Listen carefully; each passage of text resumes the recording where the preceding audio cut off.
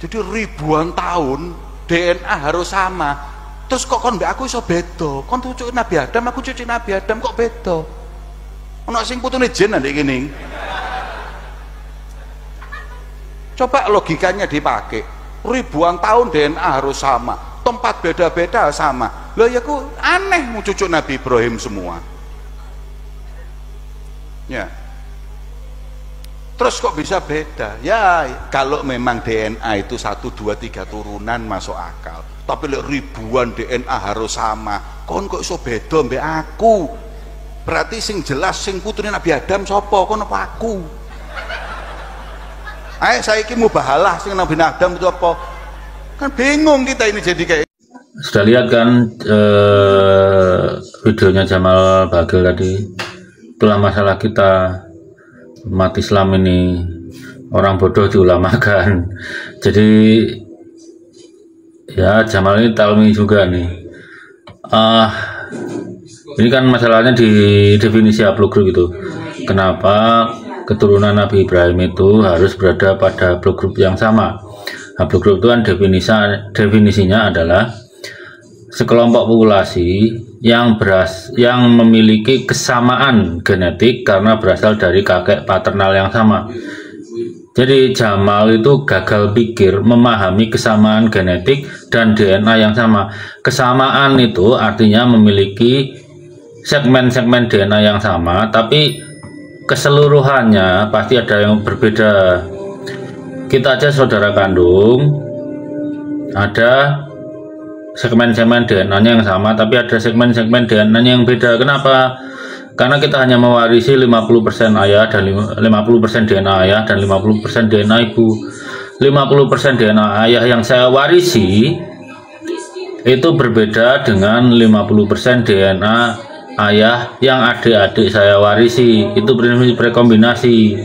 Jadi 50% dari kita yang akan kita wariskan ke anak kita, yang mana 50% itu hak prerogatif Allah untuk diputuskan mana yang akan diwariskan ke anak. Tapi ada segmen tertentu yang diwariskan tanpa direkombinasikan dari Nabi Adam sampai kita dan seterusnya. Itulah yang dipakai untuk melacak nasab. Jadi bayangkan orang seperti Jamal Bagil itu yang tidak bisa menginterpretasikan kesamaan genetik dan dianggapnya karena punya kesamaan genetik DNA-nya sama. Itu seharusnya kalau mata pelajaran ilmu mantik di pondok itu udah nggak lulus, nggak boleh lulus kalau kayak gitu itu. Kok masih bisa lulus? Ya nggak tahu. Mungkin gurunya sama-sama kebab kali. Jadi kita simpel, kita bisa berpikir simpel aja lah. Harimau dan kucing itu kan sama-sama kucing. Kalau harimau kucing besar, tapi kalau kucing rumah itu kucing kecil. Tapi ini sama-sama kucing. Ada kesamaan genetiknya. 95% genetik mereka sama, tapi 5% genetiknya beda. Lah kan berarti ada yang sama, ada yang beda. Mereka memiliki kesamaan genetik tapi juga memiliki perbedaan genetik. Sama keturunan Nabi Ibrahim dari cabang Bani Ishak dan Bani Ismail itu memiliki persamaan genetik. Jadi dari mutasi Z2329 sampai ke atas sampai ke Y Adam itu sama. Tapi mutasi ke bawahnya kalau dari Nabi Ishak itu dari Y3081 ke bawah sampai sekarang, sedangkan Nabi Ismail dari L858 ke bawah sampai sekarang, itu mereka berbeda satu sama lain. Tapi kan dikatakan sama haplogrupnya Z2329 karena umur haplogrup yang dipakai adalah yang berumur 5.000-an tahun. Itu nggak akan lenyap. Semua keturunan Nabi Ibrahim garis laki-laki pasti punya. Jamal Bagil itu nggak punya, sehingga dia memilih bodoh dengan mengatakan masa DNA ribuan tahun sama. Ya nggak, pasti nggak sama lah. Nenek-neneknya aja sudah pada beda.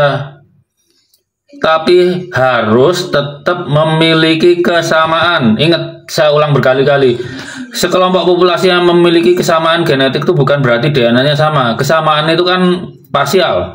Ada segmen tertentu yang sama, sisanya beda. Itu satu majelis jadi goblok semua itu kalau dengerin Jamal Bagil itu. Bagaimana orang seperti itu kita ulamakan?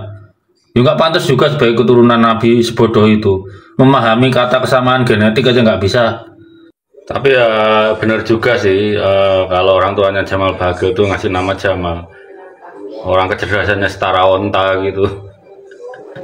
Ya gitu aja. Assalamualaikum warahmatullahi wabarakatuh. Ya lagian kalau saya lihat ya Bib Jamal itu kan lagi mengutarakan kebingungannya. Dia lagi bingung tapi diutarakan di depan publik. Kayak gitu, bukannya bertanya atau belajar dengan pakarnya gitu. Ya udah, lawan terus logika publik itu. Ya kan emang kita udah kenal Habib Klen Palu ini kan terkenal dengan kelompok orang yang sudah sangat melawan logika publik, baik dari klaimnya gitu kan, klaimnya sebagai zuriat Rasul, kemudian ajarannya, ya tadi tingkah lakunya. Ya wis kayak gitu. Salam waras.